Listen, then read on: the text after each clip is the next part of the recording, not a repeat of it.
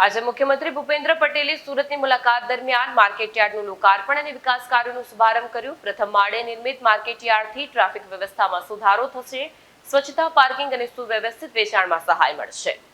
આજે મુખ્યમંત્રી ભૂપેન્દ્ર પટેલે સુરતની મુલાકાત દરમિયાન માર્કેટયાર્ડનું લોકાર્પણ અને વિકાસ કાર્યોનો શુભારંભ કર્યો। પ્રથમ માળે નિર્મિત માર્કેટયાર્ડની ટ્રાફિક વ્યવસ્થામાં સુધારો, સ્વચ્છતા, પાર્કિંગ અને સુવ્યવસ્થિત વેચાણમાં સહાય મળશે।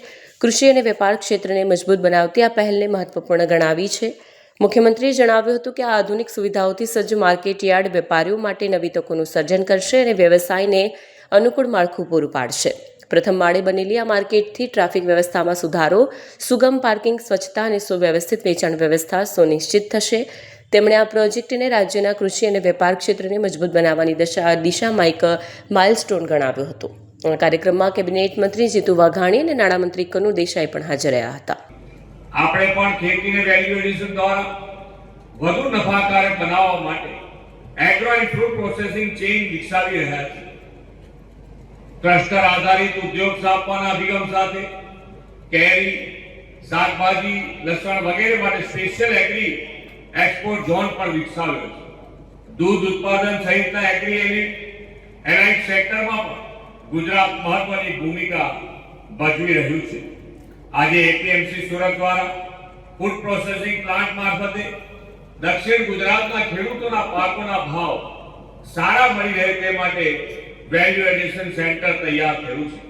આ સેન્ટરથી હમણાં ચેરમેન શ્રી જેમ જણાવતા તેમ દક્ષિણ ગુજરાતના ખેડૂતોની કેરી, ચીકુ જેવા ફળો ખરીદીને તેનો પલ્પ બનાવીને Russia, Korea, Japan, Canada, America જેવા દેશોમાં નિકાસ કરવાથી ખેડૂતોને વધુ મૂલ્ય મળી રહ્યું છે। આ ઉપરાંત mango juice, jam, lychee juice, tomato ketchup, tomato puree, અથાણા સહિતના અન્ય ઉત્પાદનો પણ સુરત, તાપી જિલ્લા તેમજ સુમૂલ પાર્લર કૃષિ બોર્ડ ખાતે વેચાય છે। તેને વધુ પણ વેગ મળી રહ્યો છે। વડાપ્રધાનશ્રીએ ડિજિટલ અને ઇન્ફ્રાસ્ટ્રક્ચર સુધારણાથી ખેતીમાં ઉત્પાદન વધારવા અને ખેડૂતોને વધુ માર્કેટ એક્સેસ તથા ટેકનોલોજીનો સપોર્ટ મળે તે માટે હંમેશા પ્રયત્ન કર્યો છે।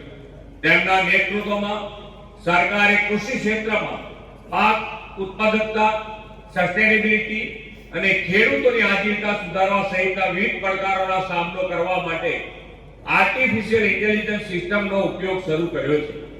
કિસાન ઈ-મિત્ર જેવી વોઇસ આધારિત એઆઈ સંચાલિત ચેટબોટ સિસ્ટમ શરૂ કરાવીને ખેડૂતોને પીએમ કિસાન સન્માન નિધિ યોજના અને કિસાન ક્રેડિટ કાર્ડ અંગેના પ્રશ્નોના જવાબ મળી રહે તેવી સુવિધા પણ વિકસાવી છે।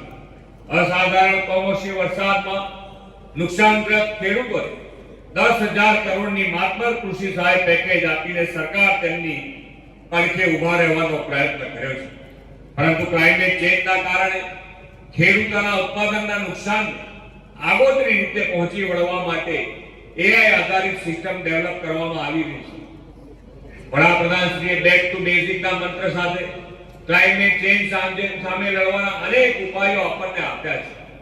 તેમણે વિકસિત ભારત 2047નું જે લક્ષ્ય રાખ્યું છે તેમાં પણ તેમણે દેશમાં રાસાયણિક ખાતર મુક્ત પ્રાકૃતિક ખેતીની પ્રેરણા આપણને આપી છે।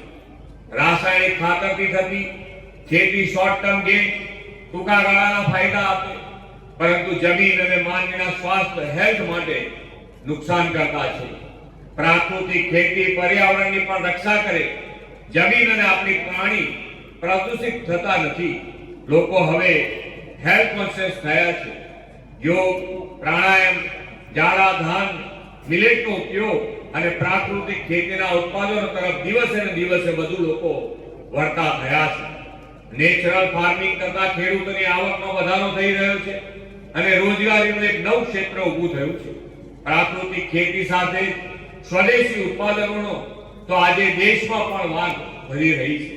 આપણે સૌ પણ સ્વદેશી આત્મનિર્ભર ગુજરાત માટેના સંવાહક વિકસિત ગુજરાતથી વિકસિત ભારતમાં યોગદાન આપતા રહેશો એવા વિશ્વાસ સાથે વિરમું છું। ભારત માતા કી જય, વંદે માતરમ, જય જય ગરવી।